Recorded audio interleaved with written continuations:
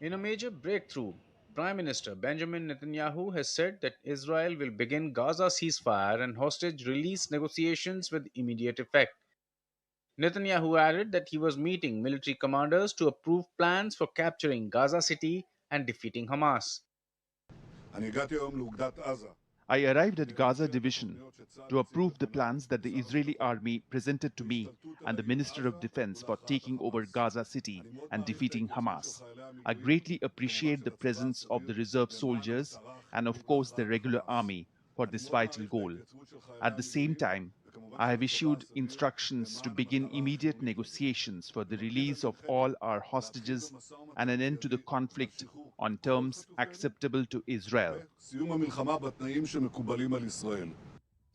In a sign that the government was pressing ahead with the plan, the military has called up 60,000 reservists. Meanwhile, Israelis continue to protest for the release of hostages. Global pressure is also mounting, with UN Chief Antonio Guterres renewing calls for a Gaza ceasefire.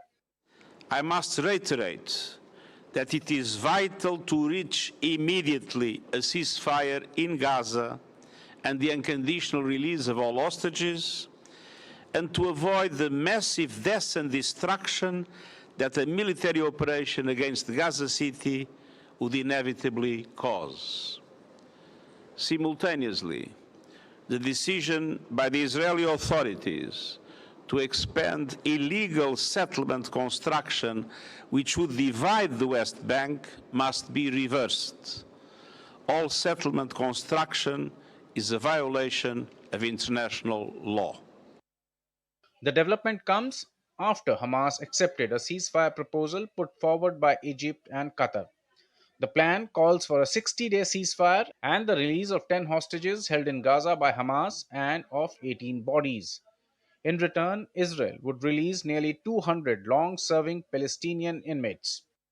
Once the temporary ceasefire begins, the proposal is for Hamas and Israel to begin talks on a permanent ceasefire that would include the return of the remaining Israeli hostages.